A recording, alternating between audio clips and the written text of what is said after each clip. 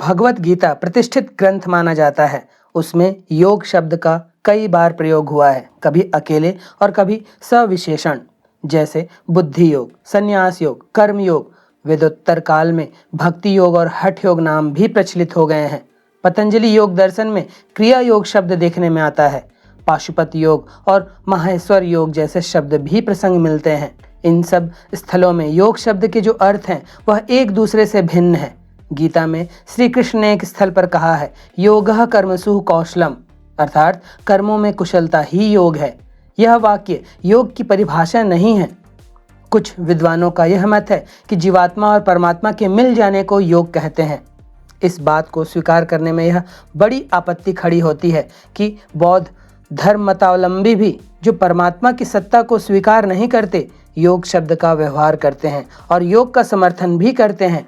यही बात सांख्यवादियों के लिए भी कही जा सकती है, जो ईश्वर की सत्ता को असिद्ध मानते हैं।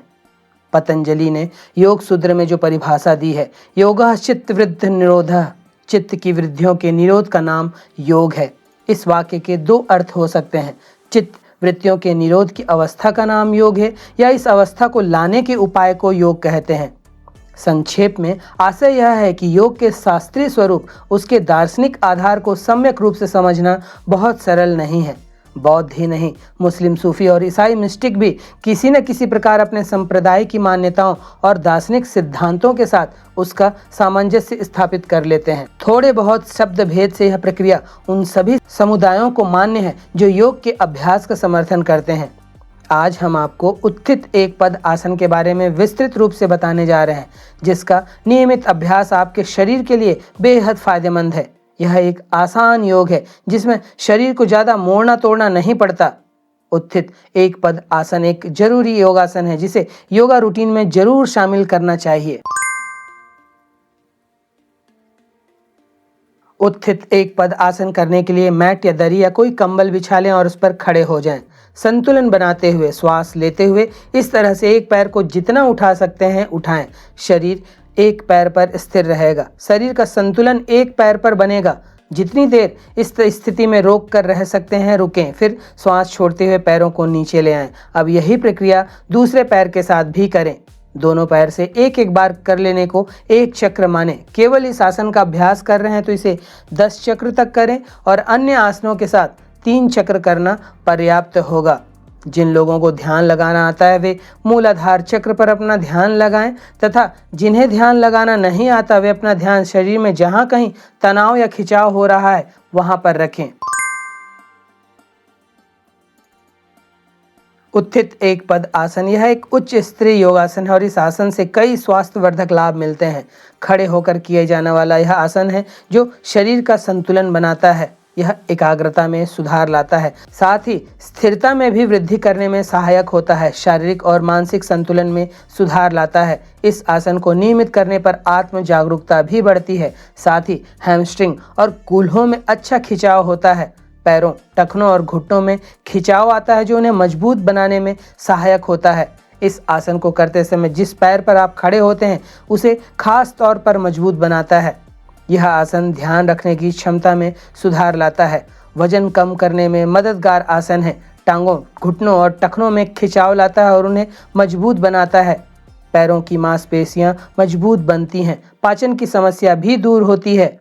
बेचैनी को दूर करने में सहायक व नर्वस सिस्टम को मजबूत करने वाला आसन है। यह शरीर को पुनः जीवित करने में मदद करता है। नितंब या कूल्हों की मांसपेशियों को भी मजबूत बनाता है। इससे शरीर की रोग प्रतिरोधक क्षमता में बढ़ोतरी होती है तथा रक्तचाप भी संतुलित होता है। संपूर्ण शरीर में रक्त का संचार सही ढंग से फैलता है। उत्थित एक पद आसन संस्कृत का शब्द है जहां उत्थित से अभिप्राय उठे हुए से है। एक पद अर्थात एक पैर और आसन का अर्थ शरीर की मुद्रा या स्थिति से है। चूंकि इस योग में एक पैर को उठाकर शरीर की मुद्रा को स्थित किया जाता है, इसलिए इसे उत्थित एक पद आसन कहते हैं। अंग्रेजी में इसे एक्सटेंडेड 1 फुट पोज के नाम से जाना जाता है।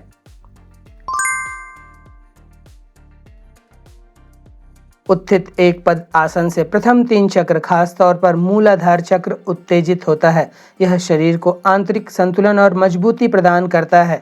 आसन के अभ्यास से अनाहत, स्वादिष्ठान, मूलाधार व मणिपुर चक्र शुद्ध, संतुलित व सक्रिय होते हैं तथा अभ्यासी को इन चक्रों से संबंधित सभी लाभ मिलते हैं।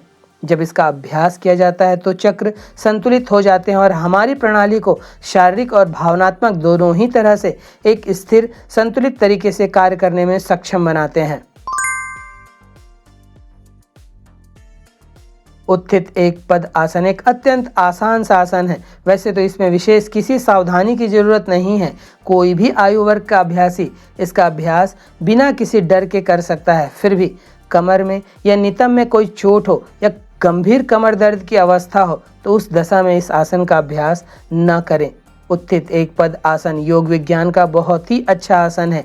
योग करते समय सुरक्षित करने के लिए इसका सही तरीके से अभ्यास किया जाना आवश्यक है।